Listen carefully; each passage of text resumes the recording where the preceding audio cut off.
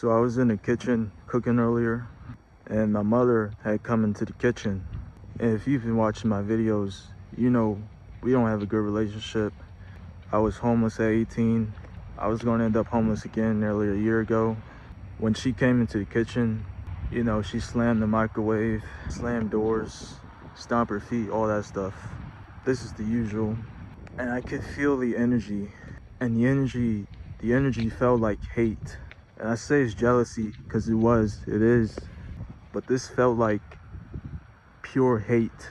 And this kind of reminded me of who I used to be. I used to be full of hatred. You know, I was in a shitty school at 15. I was there for 3 years at 15. And I was there at 9 years old for 3 years. You know, I was full of hatred. From my face getting slammed into walls by staff members, you know, grown adults screaming in my face. I was full of hatred. I had homicidal thoughts, suicidal thoughts.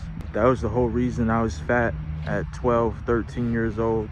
So I know what hatred feels like. And you know, I didn't do anything to cause this person to really hate me.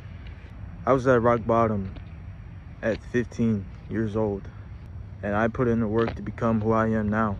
So what I want to tell you is, you know, if you're in a similar situation, you know, maybe your family is abusing you emotionally, spiritually, mentally, verbally, physically, call a domestic abuse hotline, call the cops, get you a gun, get you a knife, get you something to defend yourself with. Don't try to be the bigger person, you know, don't try to stay quiet. Don't do none of that shit. Because when you stay quiet, that shit is going to eat you alive. You're going to become resentful, and you're going to grow to hate them back.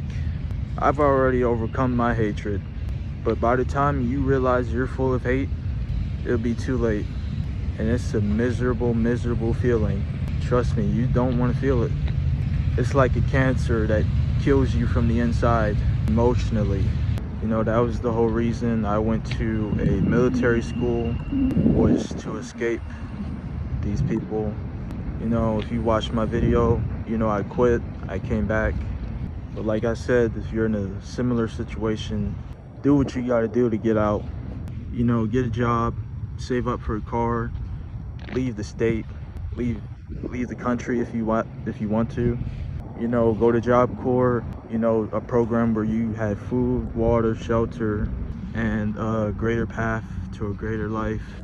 Do something to escape, you know, that toxic environment.